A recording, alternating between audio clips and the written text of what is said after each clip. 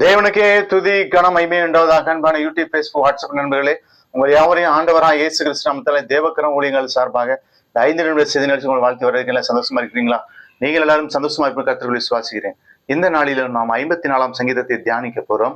தாவீது தங்களிடத்தில் ஒளிந்து கொண்டிருக்கிறான் என்று சிப்பூரார் வந்து சவுலுக்கு சொன்ன போது நெகினோத்தில் வாசிக்க தாவீது பாடி ராக தலைவனுக்கு ஒப்புவித்த மல்கிஸ் என்னும் சங்கீதம். 1ஆம் வசனத்திலே அவர் சொல்கிறார், தேவனே, உமது நாமத்து நிமித்தம் என்னை ரட்சித்து உமது வல்லமையினால் எனக்கு நியாயம் செய்யும். Save me, O God, by your name, vindicate me by your might. பிரியமானவர்களே, அந்த வேதம் அவர் சொல்கிறார், என்னை ரட்சித்து என்று சொல்கிறார், உமது வல்லமையினால் எனக்கு நியாயம் செய்யும். என்னை ரட்சியும் தேவனே. அது ஆங்கிலத்தில் அழகாக சொல்லப்பட்டிருக்கிறது, Save me, O God. என்னை பாதுகாத்தருளும், என்னை ரட்சித்தருளும், நீரே என் தஞ்சம், உம்மை விட்டால் எனக்கு யாரும் இல்லை என்று சொல்லி தேவனிடத்திலே தஞ்சம் புகிறதை பார்க்க. 2ஆம் வசனத்திலே, தேவனே, என் விண்ணப்பத்தை கேட்டு என் வாயின் வார்த்தைகளுக்கு செவி கொடும்.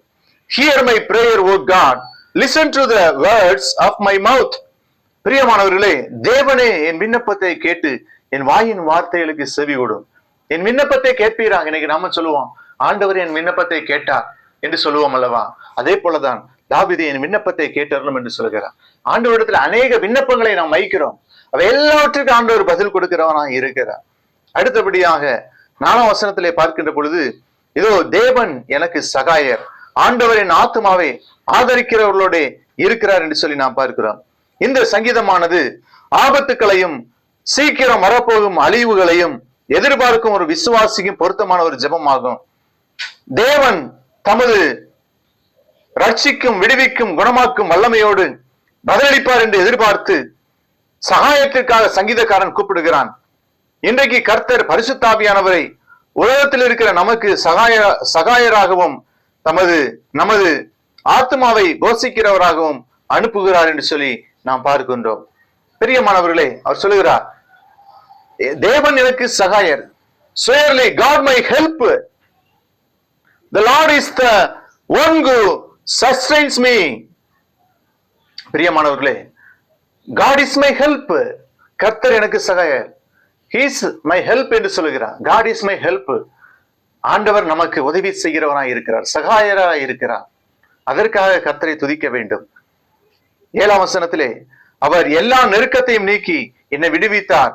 என் கண் என் சத்துக்களின் நீதி சரி கட்டுதலை கண்டது. You have delivered me from all my troubles and my eyes have looked trump on my foes. பிரியமானவர்களே, you have delivered me from all my troubles. தேவன் என் எல்லா நெருக்கத்தையும் நீக்கினார். இன்னைக்கு நீங்க நெருக்கப்பட்டு கொண்டு இருக்கிறீர்களா? எந்த காரியத்துல நீங்க நெருக்கப்பட்டு கொண்டு இருக்கிறீங்க? உங்களுடைய சொந்தக்காரங்களே உங்களை நெருக்கிறாங்களா? நீங்க நல்லா பழகினவங்களே உங்களை நெருக்கிறாங்களா? எதுல நெருக்கப்படுறீங்க?